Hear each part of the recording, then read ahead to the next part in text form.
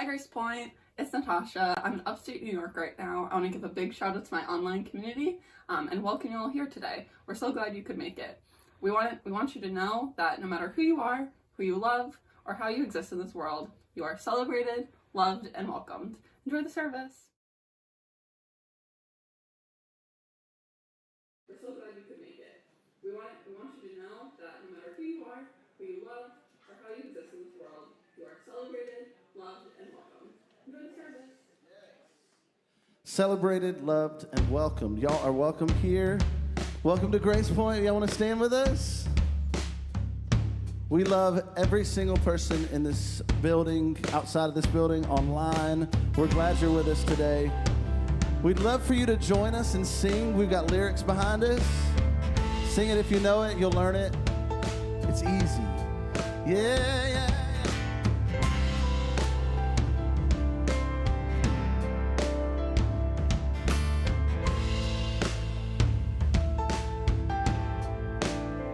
If you're lost and you're lonely, go and figure out why.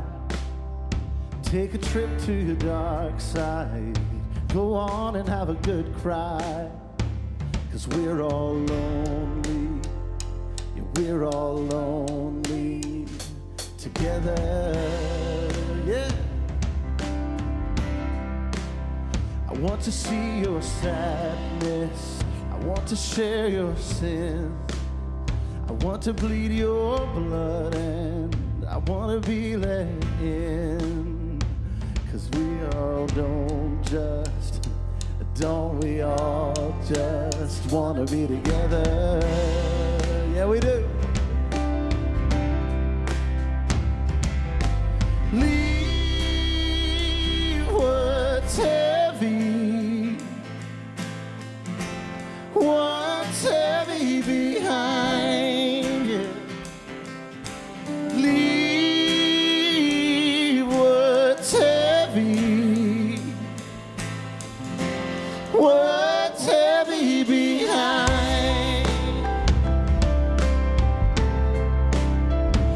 If your face is down, well, take a look around. Do your fingers move? Do your lungs inflate? Are you tired? Are you weary of the hidden hate you've been holding? Whoa. Did you lose that love, or have you never found it? Are you feeling sad cause you did a bad thing? Whoa. Leave what's heavy. What's heavy behind? Oh, leave what's heavy. What's heavy behind?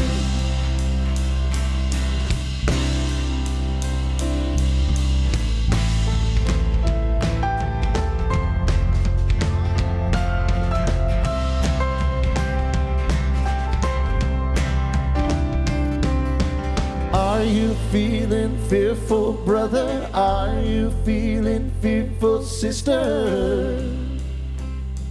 The only way to lose that fearful feeling, replace it with love that's healing.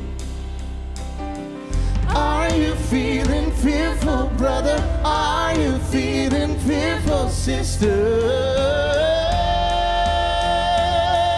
Leave what's heavy. What's heavy behind? Leave what's heavy. What's heavy behind? Come on, y'all sing it. Leave what's heavy. Yeah. What's heavy behind? One more time. Leave what's heavy. What's heavy behind? Yeah. Y'all sound awesome. Y'all sound awesome. You look awesome. What we want you to do right now is take a couple of minutes and meet and greet your neighbor, somebody around you. Catch up on the week. We'll be back in a second.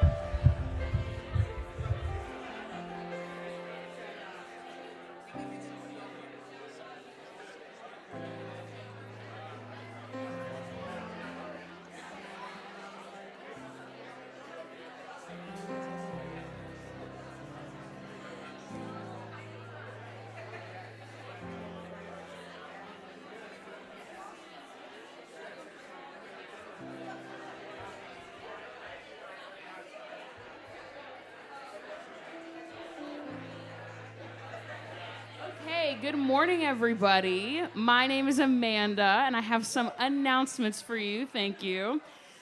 Okay, here we go. So, before I talk about what the announcements actually are, if you scan the QR code that's on the little card on your table or the one that's behind me on the screen, you're going to get buttons for all the things I'm about to tell you. You've got a button that correlates with almost everything. There's a button there for weekly announcements and a button for the connection cards. The connection card can be used to sign up for the newsletter, learn how to get plugged in, lots of good stuff. That link. We're not going to spam you all the time. We just want to be your friend, and we just want to have here's a newsletter if you want to come hang out or whatever. Common Ground, which is the social group for 30-40 somethings, is going to meet this Tuesday. Very exciting. This Tuesday, October 25th, at Hunter Station at 6 p.m.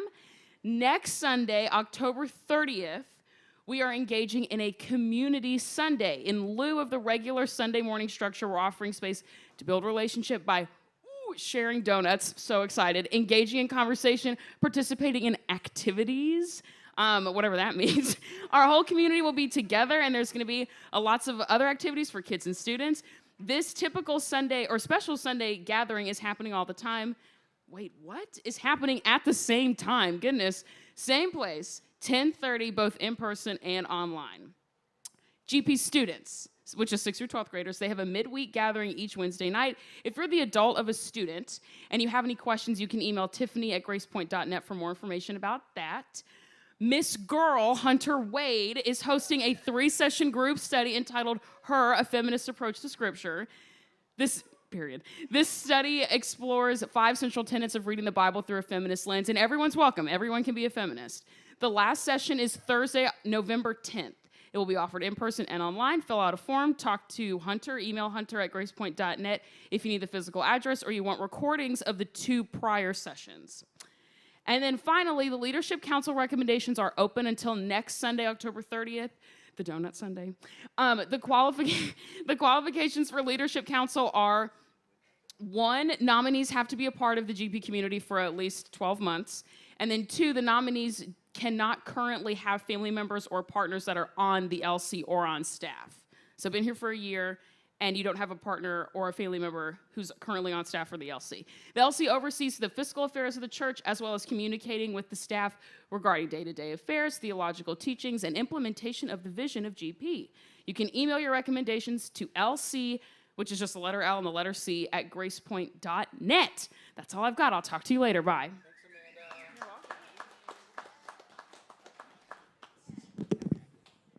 Hi, my name is Emily Wire, and I am the Director of Operations and Communications here. Thank you. If you've noticed recently, we've added a bit of pipe and drape and banners, such as these on either side of me. First, I just want to take a moment to recognize all the people that already help set up and tear down on Sundays. If you do that, you know who you are. Can you stand or wave or do something? Thank you. Thank you. And now that you see how cool the operations team is, we got a lot over here, a few over here, I'm going to ask for your help. So operations team is going to be a once-a-month commitment. It would only require that you come a little early on Sundays or stay about 25 minutes after our gathering. You're going to be an extra pair of hands to put some poles together, put some banners up, and just move tables and chairs. That's pretty much it. I need 8 new people. Especially going into the end of the year and Advent season. We're going to have a few extra things to put up. It might involve rainbow Christmas trees. I don't know. So if you want an opportunity to meet new people, volunteer with a friend that you've already met here before, or if you just want to get involved, this is a really good way to do it. So you can reach me by emailing emily.wire, W-Y-E-R, @gracepoint.net. Or you can come find me in the back after service, and that's it. Thanks. Thanks, Emily.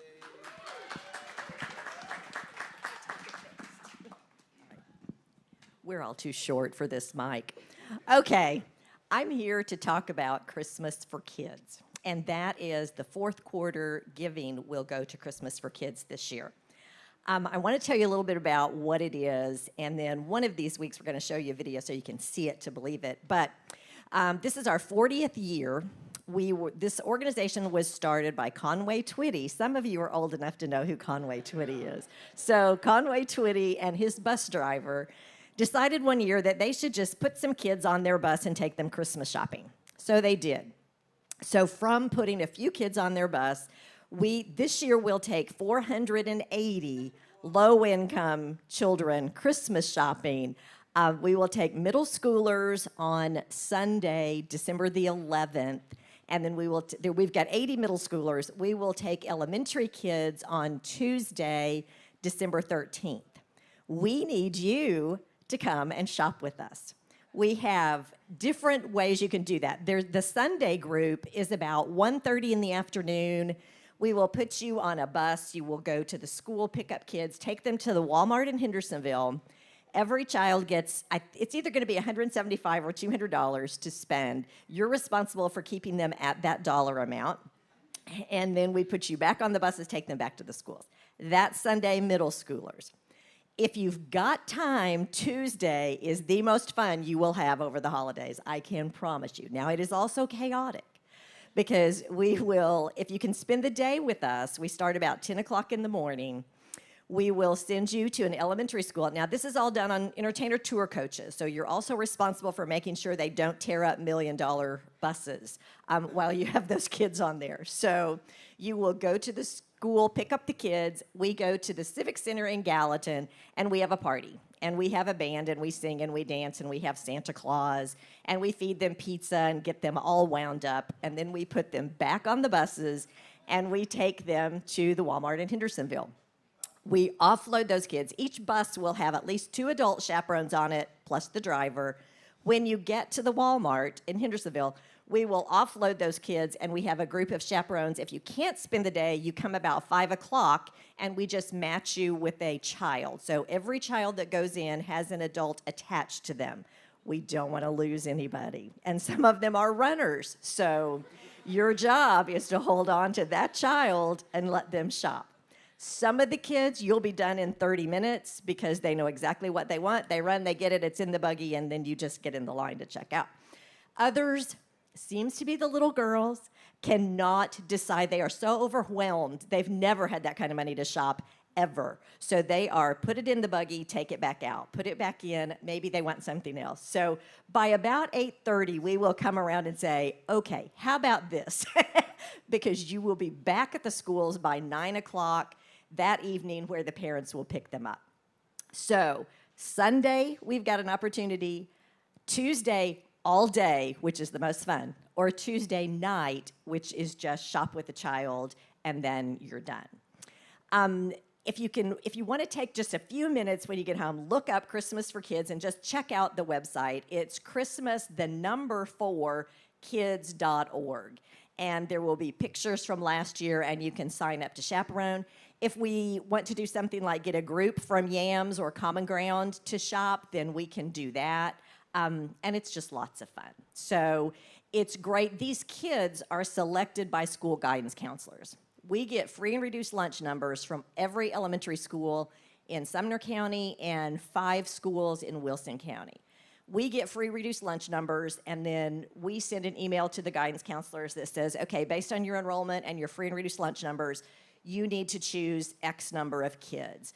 So they choose those kids. The parents can't sign them up. They can't come and ask to do it. So it is very much a needs-based program. So they can't use it. Somebody did a good job. They get to go. So it is needs-based. The guidance counselors pick the kids, and then we just get to enjoy them and have fun.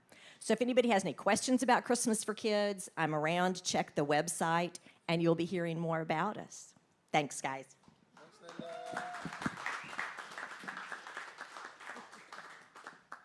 Hey everyone, this is like a parade of announcements this morning.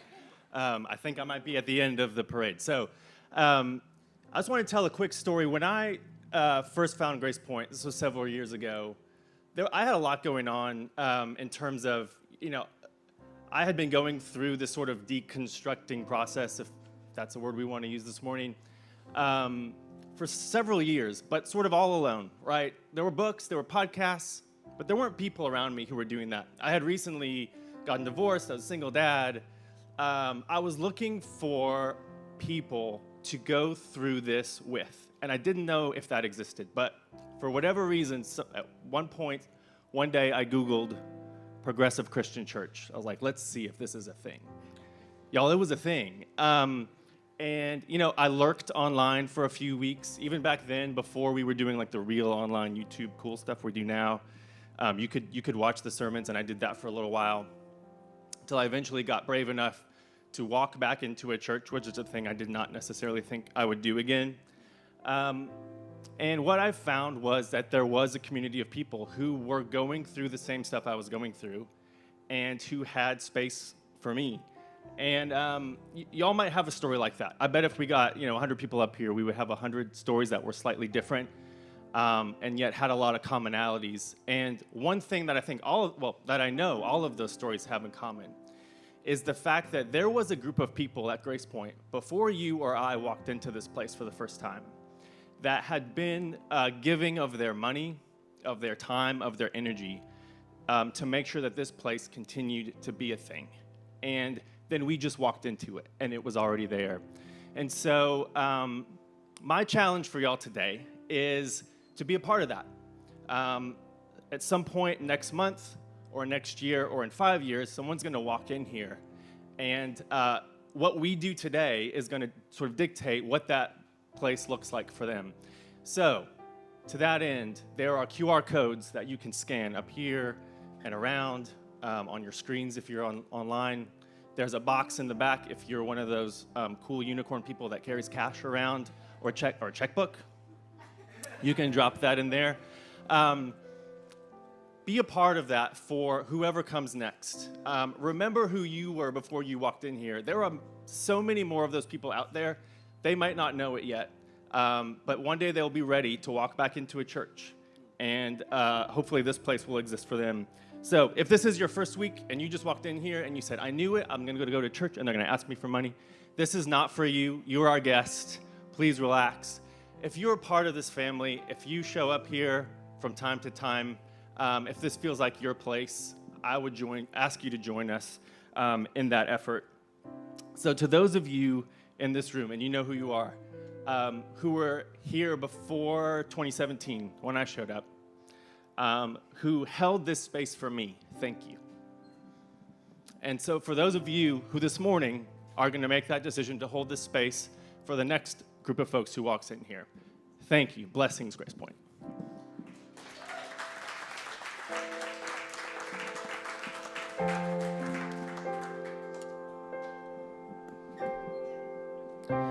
Can I ask you all to stand with us again? And again, we would love for you to join and sing this beautiful song with us. Come, tear down the walls that are built, every wall that's been built, every wall that's been built. 'Cause you are the peace in my heart, every piece of my heart, every piece of my heart. Lord, I am trusting that you will be faithful to me, and all that you have, it is good. You're a generous giver, your love's like no other. Won't you come and break through to me over and over and over again? I am bringing my heart to you with open hands. Closer and closer, you're drawing me in as the depths of my heart lay before you again. Over and over and over again, I am bringing my heart to you with open hands. Closer and closer, you're drawing me in as the depths of my heart lay before you again. Lord, I am trusting that you will be faithful to me, and all that you have, it is good.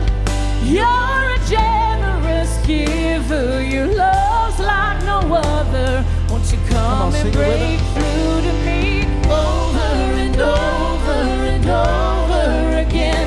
I am bringing my heart to you with open hands. Closer and closer, you're drawing me in as the depths of my heart lay before you again. Come, tear down the walls that are built, every wall that's been built, every wall that's been built. You are the peace in my heart, every piece of my heart, every piece of my heart.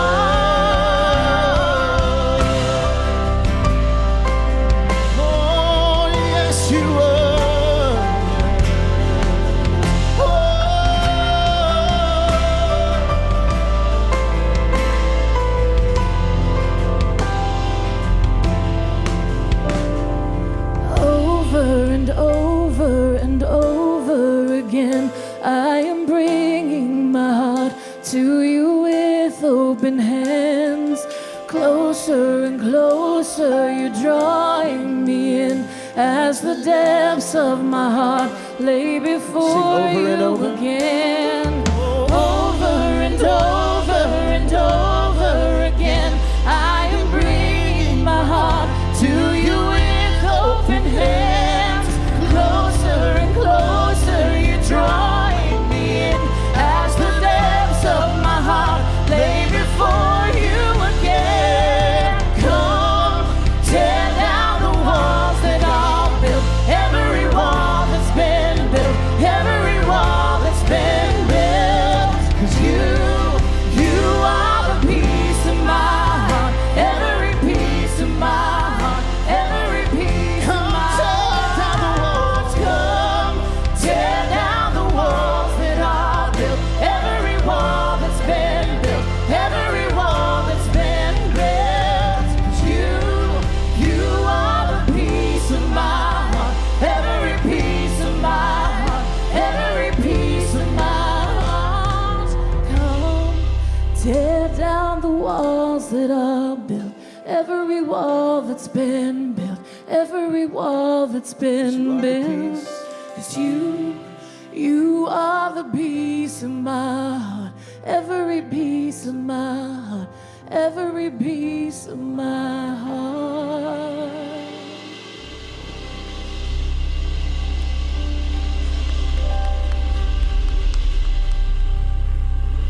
You can have a seat. Thank you.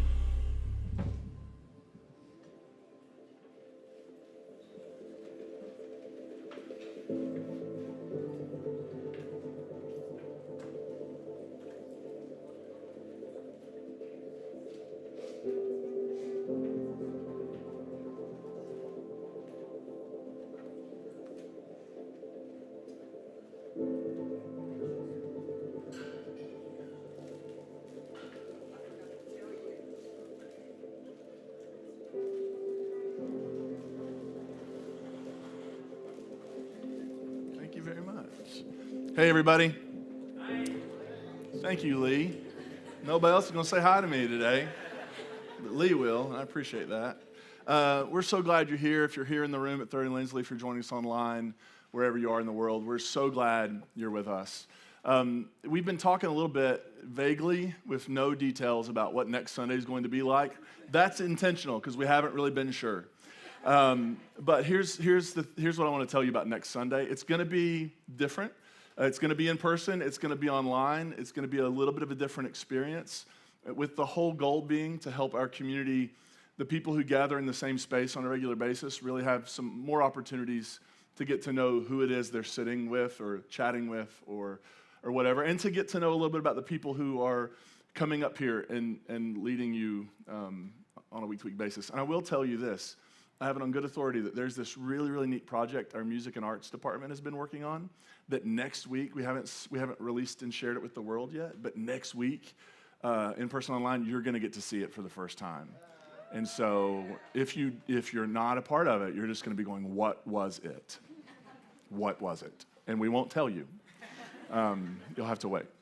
No, it's going to be great. So we're so excited about next Sunday to have a chance to get to interact in different ways with this community, because you're really beautiful. And as being one of the leaders here, I get messages from people all the time who tell me what this community has meant to them. People who can't walk in the doors because they live so far away, but they found us online, and it has been life-giving and transformative, and sort of that thing Josh just talked about, which was just so beautiful. And I asked him if he'd ever thought about preaching, because he'd be incredible at it. But just that experience of not being alone. And I remember that for me, when I was beginning my process of my faith completely shifting and unraveling, feeling like, in my early 20s, feeling like if I said this out loud to anybody, they're all going to run away from me. And being able to find spaces where you're not only like tolerated, but you are seen, and your doubts and your questions and your uncertainties are given space and celebrated. That's what this place is, and it's the sort of thing you kind of, when you're a part of it all the time, like I am, like many of you are, we can sort of forget the gift that this thing is, not because of any one person, but because of what it offers to the world, which is pretty rare. That's not the sermon. That's just me saying thank you to you for being incredible. Yeah, it is true. So we're in this series, Naked Spirituality, and we've been looking at a different word each week that has to do with a different season of the spiritual life, based on a book by our friend Brian McLaren. This week we're going to look at 2 words, because next week we're not going to look at any words. And so we have this series scheduled to finish the week before we start Advent, and so today we're going to double dip. And so we'll be here for double the time. That's just how it works. I can't cut things out. We've been looking at the seasons of the spiritual life, and we began with the season of simplicity, which is the season of spring. It's when everything is new and exciting and new life begins to burst through the ground. We went to the season of complexity, which is summer, where a lot of the simplicity of that early season, all the really clear lines, we start seeing things fade to gray a bit, and we start asking more questions. And now we're in the season of perplexity, which is the season we're actually in, which is fall. Right, it's when things begin, the leaves begin to fall off the trees, and all sorts of things. Creation's going through a downswing cycle. And so McLaren puts it like this, that if in simplicity we reach out to God with words like hear, thanks, and oh, which is the word for worship he used. In complexity, we reach out to God in struggle with words like sorry, help, and please. And then perplexity is that season where everything is just kind of unraveling. If we were to use language that's pretty common today, we would say that perplexity seems to me to be the season of deconstruction. It's a season when the faith that you had that seemed to be working, and I know in this room and online right now, this is, like Josh said a minute ago, the details might be different, but this experience is, for so many of us, captures what we've been through. The faith that was working, for some reason, it could have been experience, it could have been whatever, the faith that used to work suddenly has stopped working. And not only is it not working, but it is crumbling and unraveling, and that whole process of crumbling and unraveling brings a lot with it. It brings all sorts of fear, it brings anxiety, it takes doubt and turns it up to 11, because when you start listening to one question, it starts leading to all sorts of other questions. And there are all sorts of voices during this season outside of us that are telling us that oh, no, your doubts and questions, what that means is you just never had enough faith to begin with. Has anybody been hit with that before? And you're like, are you kidding me? I had the WWJD bracelet. I had the t-shirts. My teen study Bible was this thick. You're telling me I never believed any of this? I believe this stuff. I was a jerk to people over this stuff. I definitely believe this stuff. And what I learned is that some of the stuff I believed no longer worked for me, and it starts crumbling and it starts breaking apart. And then you'll have people who come into your life and say, it's okay to go through this season as long as you end on the specific place we tell you should end. So it's okay to ask your questions as long as you take our answers. It's okay to ask your questions as long as you don't just leave the faith completely. And it would sort of like be saying to a scientist, you can have your hypothesis and tests as long as this is the result. And what would happen to basic human advancement if that was the approach we took to science? That as long as you take our prescribed answer to your question, then you can explore all day long. And when we enter this season, we have to sort of take those, you've been bowling and put the bumpers up, you got to take the bumpers off. And when you take the bumpers off, there's a chance you're going to roll a gutter ball. But everything belongs, even the gutter ball. And so we're in this season. Words that we've looked at last week, Hunter beautifully led us through when. This week we're going to look at the words no and why. The word no is about rejecting something. It's like the first word every kid learns. When we were little humans, one of the very first things we learned was to say no. No, I don't want that mushy green stuff. No, I don't want to go to bed. No. And that word no sort of in some ways gets taken away from us some when we're being so ingrained in a spiritual community, a spiritual practice where our no is somehow a threat to the pastor's yes, or our no is somehow a threat to... How many of you have ever been guilted into something in a Christian community? Okay, so some of you, this is your first time ever in a Christian community, because if you grew up in one, you've been guilted into stuff. We're not going to do that today, but it's a pretty common experience, right? Like if I say no, that somehow, and the no of this season is a little different because this is the no where we begin to say, no, I'm not going to participate in a toxic system anymore. No, I'm not going to accept your answers blindly anymore without asking questions about them. No, I'm not going to do whatever it is. I'm not going to go through the system you're trying to put me through because it seems like it's more harmful than helpful. And then the question, why? So no is about rejecting something. Why is more of a question about lament. Why is actually not always being asked, expecting an answer. Right? When you go to the book of Job, and I have this thing that's come up for me with people in conversations the last week where we've been talking about these parts of the Bible like Job and Ecclesiastes, where, Ecclesiastes is sort of like everything stinks and it's awful and then you die, which is a super sunny message. But we've taken people who have written things on their worst day and we've absolutized them and we've said, this is what God wants you to be like. Instead of understanding, no, we are getting the raw human experience of our spiritual ancestors. Some of that is not where we want to live all the time, but we want to bear witness to their witness, right? And the book of Job does that. It's like, why do bad things happen to good people? And what you sort of get in the book of Job is that's really an unanswerable question, Job. God starts talking about mountain goats to Job. And Job's like, I'm asking why bad things happen to good people, but the stars, Job, were you there when they were? It's sort of saying, look, this question we're wrestling with doesn't always have an answer. And even if it did, as a pastor for over 20 years, when I've been with people on their best days and their worst days, when I have sat with people and held their hand and listened to their tears on their very worst days, if they asked the question why and somebody would have been like, well, you ran a stop sign 15 years ago, and God doesn't forget. There is no answer to the why question in so many situations that would actually be satisfactory. And when religious people come along and try to put answers to the why question and override people's experience and bypass their grief and lead them to some sort of just be positive, just be hopeful and just praise God anyway. When we try to take people through that, we're actually short-circuiting that word I'm trying to say, We're trying to bypass the human experience.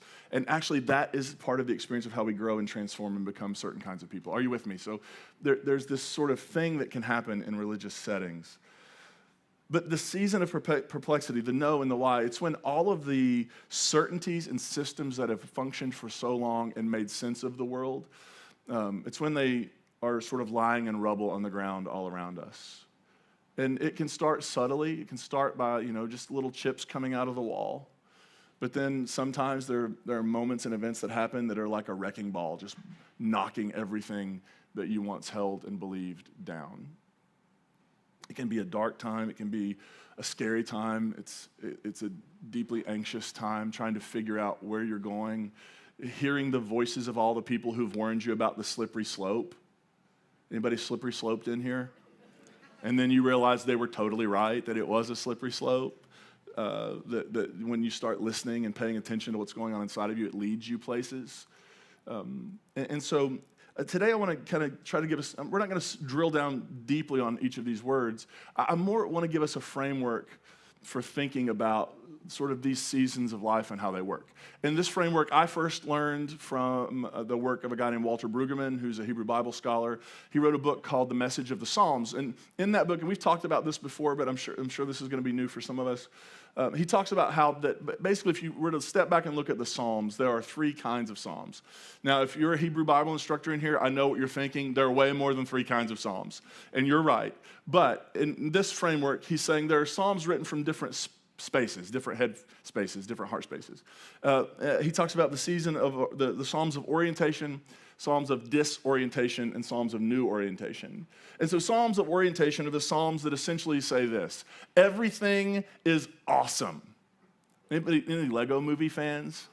When that song gets in your head, it doesn't go away. And when your kids watch that in the minivan, on loop, everywhere you go, it's just you're walking around in your head going, everything is awesome. It's just fantastic. That's right, yes. If this doesn't work out, we'll see. We are in Nashville, so I'm in the right spot. But it's sort of a space of naivete. It's when the world works because the world works. It's when nothing cataclysmic has happened, nothing has shaken the foundations of your reality, you've not lost anything significant, you've not had a major failure in your life. Like everything just works because everything just works. Good things happen to good people, and by golly, you're good people, right? That's how it works. So if you, I almost said train, say your prayers, and eat your vitamins, which I'm pretty sure is what Hulk Hogan used to say in the 1980s. But you do those things. You show up at church, you read the Bible, you pray, and everything just, you open your windows and birds fly in a good way, like you're Cinderella, not like you're being attacked like Alfred Hitchcock style. But just everything works. You know, everything works. And those are Psalms of orientation, and they're throughout the Bible, where if you're a good person, you do really good things in your life, God is going to bless you, reward you. God will keep you away from bad things and only give you good things, because that's how the world works. But then there are Psalms of disorientation. And Psalms of disorientation are Psalms that were written when all of that sort of plausibility structure, when all that, there's a sociologist in the 60s named Peter Berger who talked about the sacred canopy, that lots of us grew up under a sacred canopy where all these expectations and assumptions just existed about who God is, how religion works, how the universe works, our place in it. And it's like in this moment when you enter into disorientation, it's like somebody has taken that sacred canopy and just ripped it apart. And you're not sure if sacred is a thing anymore. You're not sure about how you fit in the universe. Is God real? Why in the world do we do the stuff we do? Everything begins to be questioned. And it is a time where everything is sort of upside down. One year, years ago, at our previous church, we were at youth camp, which is a thing we didn't do very much after this, not because of this event, just youth camps were problematic in the world we grew up in. And they had this blob thing, you know what I'm talking about, where it's in the water, the blob. And like somebody gets on a ladder like 3,000 feet in the air and they jump and you're sitting on it and they hit it and it throws you up in the air. Well, the guy behind me, I'm a big guy. He was a bigger guy. And he, for some reason, had a score to settle. And he jumped as hard as he could and he landed. And I promise you, I hit cruising altitude. Like, I was waving at planes. It was that sort of thing. The problem is, I was so doing this, and I am not a diver, and the only way I do that is if somebody does that to me. And I am spinning, and I am so disoriented, and then I hit the water on the back of my head, and I came up, and I could not have told you my last name probably in that moment. It was just so disorienting. I remember getting out of the water and going, what just happened to me? I don't think I'm supposed to make those kind of movements in the air. And that's this process. Like if I can describe what began for me as an 11-year-old with some significant loss in my life and then sort of got paused until I was in my early 20s, that process of unraveling and deconstruction, for me, it was that experience stretched out over years. Of being upside down and feeling inside out and feeling like I just landed on the back of my head and had no idea how to make sense of, am I coming or going? And what does any of this mean? And at the time, I was pastoring too, so I'm trying to get up and say things I can stand behind and not say things I don't believe and just trying to, it was all that experience. And I bet whatever your journey has been like and whatever the initiating factors were for you, all the details will be different. But I bet that has been some of your experience too. That laying down at night and just wondering, is any of this true? Is any of this real? Does any of this make sense? And in this season, the words no and the words why can be really, really helpful because they helps set boundaries. Right? Does anybody have trouble saying the word no to people? Yeah, I do. Somebody's comedic timing is on today. I have trouble saying the word no. We actually, right before the pandemic, me and Carla and our oldest were in Washington, D.C. with the One campaign doing some work, and we were walking across, and there was a guy who was, I'm not actually completely sure what religion he was a part of, but he was dressed as if he were official, and he was selling bracelets. And he was wanting a donation. And so I gave him a donation just because he cornered me, and I don't say no. And like, I ended up losing $40 on this deal. And we're walking away, and Carla's like, why didn't you just tell him no? I was like, I panicked? And he just kept doing this, and I kept doing that. I just panicked. No is really, really important, because for so many of us, we were never taught, so many things we were taught in religious education, we were never taught to set a boundary. That actually boundaries, it doesn't mean you're unfaithful. It doesn't mean that you're not spiritual. It means that if you are going to love your neighbor as yourself, you have to take the yourself piece of that really seriously. Really seriously. Because you cannot truly, according to what the tradition we're a part of, like, if you're going to love other people, it begins with having a sense of self, which for most of us was demolished. From the moment we could learn, we were told that we were born depraved and rotten and terrible people. But go do good things in the world and love your neighbor as yourself when you were taught to loathe yourself.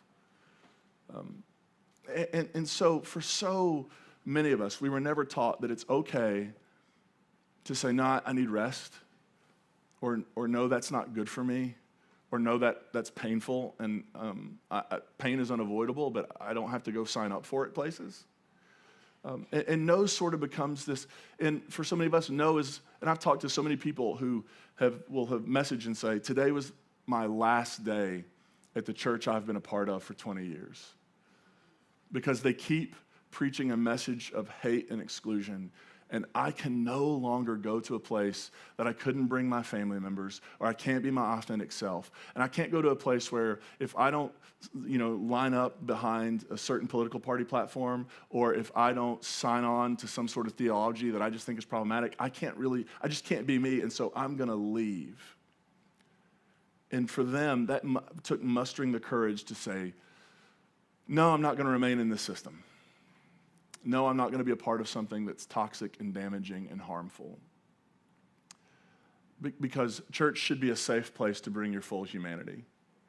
And when you find yourself in situations when it's not, no becomes a really powerful word. Sometimes no means I'm not going to be treated that way anymore. Because I have been called to love my neighbor. I have not been called to be the doormat for humanity. And you are just as beloved as everybody else around you, and you deserve to be treated like it. Are you with me? And so no becomes this really powerful. In disorientation, when you don't know what is up and what is down, no can become this way of saying, I actually can begin to find a little bit of something to hang on to, because I know what I don't think anymore. Now look, it's really important to move beyond just talking about what we no longer believe. It really is. Even if the answer to that is, I don't know, it's important to lean into the I don't know. Because we can get so lost and bogged down in what we no longer believe that it's sort of like that thing that happens when you're just talking about your ex to everybody. Like, I'm totally over them. What are they doing right now? Like, that's sort of how I went through that with my upbringing big time, where it's all I could talk about was what I don't believe anymore. And we hope to move beyond that. But it's important to articulate it. And no is sometimes the process of being to say, when somebody's like, do you believe? And it's mustering the courage to go, no, I don't believe that, because we've been to outer space. And we've learned things since our ancestors talked about it that way. No, I no longer. So no can be a no, I'm not going to be a part of that. No can be, no, I'm finally finding my voice, and I don't know what I believe, but I now can say I don't believe that anymore. And that is meaningful and powerful. No matters. And so does why. And when I wrote these words down, I wrote no, all caps, exclamation point. And I wrote why, all caps, question mark. And for me, that's really important, because I was raised in a faith that only had periods. Every sentence was factually ended with a period. And there was no room for response. There was no room to feel a thing. There was no room for my anger about the ways I ended up feeling like I'd been deceived a bit. There was no space for the questions. And I actually think exclamation points and question marks belong in conversations of faith. And when we start adding them, it actually can transform the entire experience. And the why question, I think many of us have always wanted to ask, but we're told it wasn't safe. It is actually deeply embedded in the tradition. So if we were to go to a psalm of disorientation like Psalm 22, here's how Psalm 22 begins. my God, why have you forsaken me? It's a pretty big why question, isn't it? Like, why'd you bail? Why are you not around? Why are you so far from saving me, from hearing my groans? My God, I cry out during the day, but you won't answer. Even at nighttime, I don't stop. Anybody been there before? Like you're just trying to have some sort of experience in communication? You are the Holy One enthroned. You are Israel's praise. Our ancestors trusted you. They trusted you and you rescued them. They cried out to you and were saved. But I'm a worm. I'm less than a human, insulted by one person, despised by another. Everybody who sees me makes fun of me. They shake their heads. He committed himself to the Lord, so let God rescue him. Let God deliver him. But you are the one who pulled me from the womb, placing me safely at my mother's breast. Please don't be far from me, because trouble is so near me. They open their mouths at me like a lion, ripping and roaring. I am poured out like water. My bones have fallen apart. My heart is like wax. It melts within me. My strength is dried up like a piece of broken pottery. My tongue sticks to the roof of my mouth. You've set me down in the dirt. Dogs surround me. A pack of evil people circle me like a lion. Oh, my poor hands and feet. By the way, do you see why when Mark wanted to tell his story of Jesus, Mark takes the very beginning of this chapter and places it on the lips of Jesus on the cross? I don't think Mark's giving us literal history, but I think what Mark is saying, maybe he was, but I think what he's trying to say is this was the experience of Jesus, who in his final moments was betrayed and abandoned and left alone and died in agony. You know, I've had more than one conversation recently where people have asked me, do you think our faith has any room for sort of the existential dread and terror that we all feel all the time? Right? I was like, yeah, I think it's encapsulated in those words, my God, why? Why have you forsaken me? Can you imagine, I'm just trying to think about my own upbringing, going through a difficult time and saying, I think God's abandoned me, and that being a safe thing to say. Instead of being told, God doesn't leave us or forsake us, right? That's the great news. Yeah, but when you're on the worst day of your life, maybe you just want to be seen and reminded, yeah, this sucks. And it does seem like you've been abandoned, and that's unfair because you've been super faithful. And you've tried so hard, and you've been so good. Sometimes people just want to be seen and not solved. Sometimes that's hard for me. I'm one of those people, if you have a problem, I'm going to solve it. Did I just quote Vanilla Ice? There are things happening here. You just got to trust the Spirit in these situations. Nobody be alarmed. And you think about the end of Jesus' life, when you go through those moments of, in the Garden of Gethsemane, praying that this confrontation with the empire would not take his life, right? Praying so deeply, being so agitated in soul that he sweats drops of blood. And all the while, his buddies are asleep. The people who are supposed to have his back and watch, the people like, we'll die with you, they are just totally snoozing while he is unraveling, while he is in the middle of disorientation. And then from the cross, my God, why have you forsaken me? Where have you gone? This is like, I have stayed true to the path. I have followed the thing. I have not chosen violence. I have not chosen greed. I have chosen the path of human flourishing, and I'm trying to share it with everybody. And now here I am, my hands and my feet, I'm being publicly, humiliatingly executed because of it. The thing that actually gives me a great deal of hope in all the things I don't know is that it seems like our spiritual ancestors thought Jesus went through the season of disorientation. That Jesus went through a season himself of doubt and questions that were unanswerable, of no's and why's and when's. That Jesus actually, the person who we as Christians are like, that's our person, has walked through that same dark valley. There's something beautifully comforting about that. Here's the thing I want you to know about disorientation.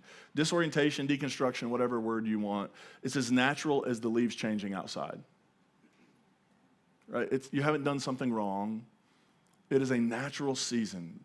The problem is we've been indoctrinated to believe that leaves changing means that the trees are unfaithful.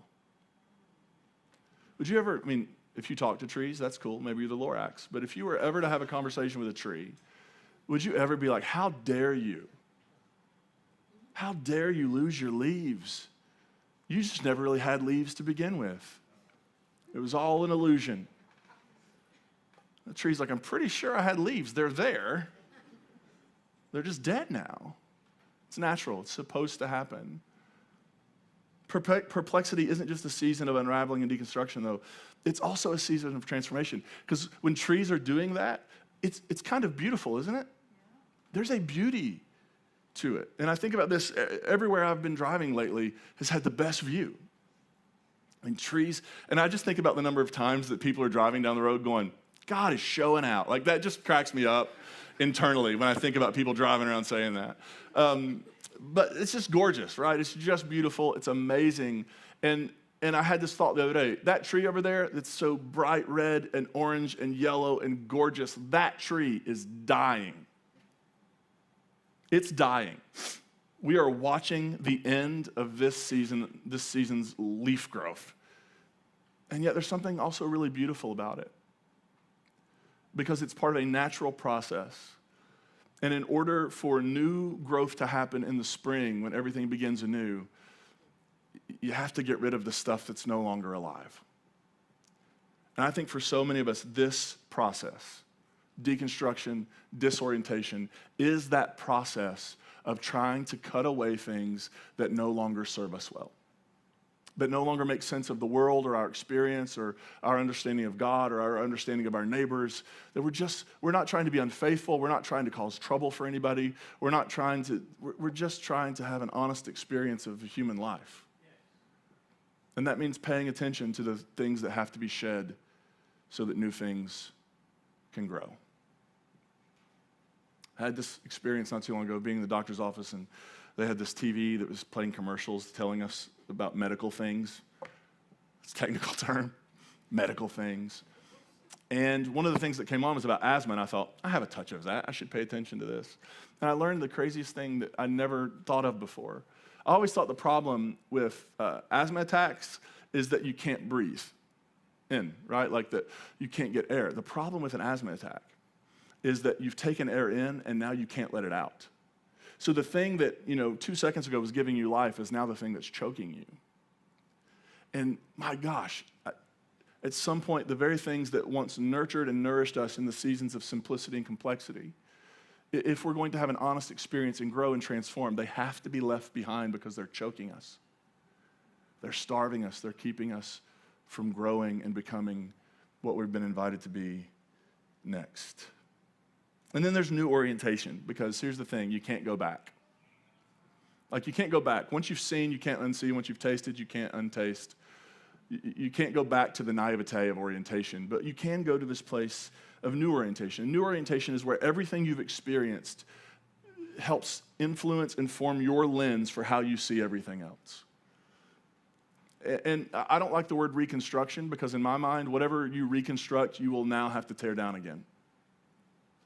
Right, so there's a problem with that. You're just creating a system of constantly having to be. But new orientation means that you're hip to what's going on in the world. You've had experience. You can't pretend like you think everything is all good and rosy all the time. But yet you've gone through the darkness and you're beginning to see the light breaking, and you're wondering, could there be something beyond this? And when I think about this, I think about the just profound detail that we're given in the stories of Easter, where in a couple of those stories, the risen Jesus has scars. I don't know, if I was writing the story, I think I would have him back better than ever. Right? Not only does he not have scars, he doesn't, they completely healed up and he's completely fine. And that whole crucifixion business is just now in the rearview mirror. But yet when we have Jesus, and that's actually the way his disciples know it's him in these Easter narratives. He shows up and they're like, who are you? And he's like, boom. And they're like, oh, it's you. It's you. They recognize him by the scars. Listen to how Luke puts it. Jesus has appeared to a couple disciples and maybe some others, and there's all sorts of confusion. And they're having this conversation about what they've experienced. While they were saying these things, Jesus himself stood among them and said, "Peace be with you." They were terrified and afraid. They thought they were seeing a ghost, and he said to them, "Why are you startled? Are doubts arising in your hearts? Look at my hands and feet. It's really me. Touch me and see, for a ghost does not have flesh and blood." At this, he showed them his hands and feet. The risen Christ has scars. New orientation doesn't mean that there are no longer scars, because if you're going through a disorientation process or you have a deconstruction process, you know that you do not come out of that the same person that you were when you went into it. And that there are some falls and scrapes and cuts and wounds that appear. And sometimes it's not just about our faith, it's about all the relationships that were tied back to our faith that now get a little weird and wonky and awkward. You come out. I don't know that you ever actually leave the disorientation process, but if you do, you come out into this new orientation where you're not ashamed of those scars. It's not an embarrassing experience, but it's actually helped form you into who you are today. Jesus actually has scars because that's who Jesus is. Those scars now represent something about the reality of who Jesus is. The one who would rather be wounded than wound. There's something powerful. Those scars shape us and they form us. And so right now, some of you are in the process. You're not stepping back. One of the things my kids like to do is I have all sorts of little scars places from being too wild as a kid. And they want the story behind that. You're not at that stage yet. You're not like, yeah, I was on my bike and I decided to try to jump a 18-wheeler. Like, you're not there yet. Where you are right now is you're in the process of just tending that wound. And that's okay. That's okay. That's okay. Maybe sit down beside somebody who's going, "This one, whew, let me tell you about this one. I doubted the Trinity right here. They came after me like you would not believe." Some of you are like, "Is it okay to doubt the Trinity?" Yeah, it's okay. The risen Christ has scars.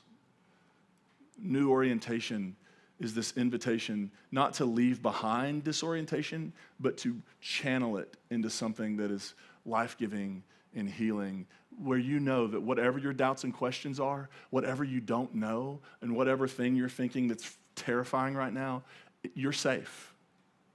You're safe. Your no's and your why's, your exclamation points and your question marks are safe. They are safe with God. They are safe in this community. They are safe. You have not left the path. You are a tree making room for something new and beautiful. It is the process. Trust the process. Are you with me? All right, let's pray.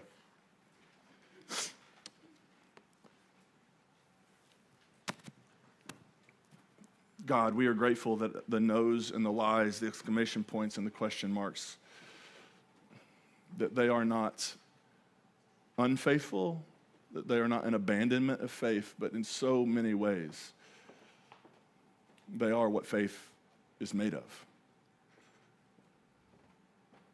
And so give us the courage to trust the process. Give us the courage to, in beautiful fashion, lose the leaves we've been holding to make room for next growth. And may we know and trust, and may this community always be the place, a place, where people who have fresh wounds are sitting beside people who have scars that have all been created in the process of telling a story. And may we find peace and comfort together as we journey together. We're grateful. And everybody said,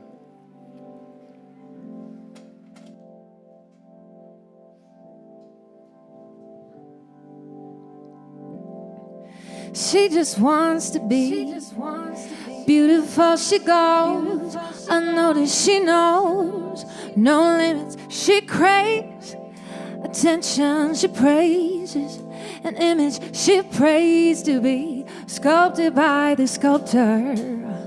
Oh, she don't see the light that's shining deeper than the eyes can find it. Maybe we have made her blind, so she tries to cover up her pain and cut her woes away. 'Cause covered girls don't cry after their face is made. But there's a hope that's waiting for you in the dark. You should know you're beautiful just the way you are. And you don't have to change a thing. The world can change his heart. No scars, you're beautiful. We're stars and we're beautiful. Oh, oh, oh. And you don't have to change a thing. The world can change his heart. No scars, you're beautiful. We're stars and we're beautiful. She has dreams to be an envy soft sheets. Starving, you know, cover girls eat nothing. She says beauty is pain and then beauty in everything. What's a little bit of hunger? I can go a little while longer. She fades away. She don't see her perfect. She don't understand she's worth it. Oh, that beauty goes deeper than the surface. Oh, oh. So do all the girls is hurting. Let me be your mirror, help you see a little bit clearer. The light that shines within is waiting for you in the dark. You should know you're beautiful just the way you are. And you don't have to change a thing. The world can change his heart. No scars, you're beautiful. Your scars and we're beautiful. Oh,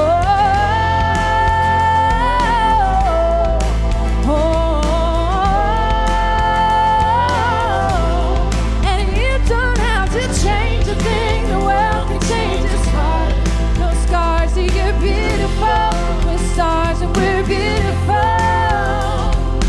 No better you than the you that you are. No better you than the you that you are. No better life than the life we're living. No better life than the life we're living. No better time for your shine, you're a star. No better time for your shine. Oh, you're beautiful. Oh, you're beautiful. There's a hope that's waiting for you in the dark. You should know you're beautiful just the way you are. And you don't have to change a thing. The world can change his heart. No scars, you're beautiful. We're stars and we're beautiful. Oh, oh, oh. And you don't have to change a thing. The world can change his heart. No scars, you're beautiful. We're stars and we're beautiful. Yeah.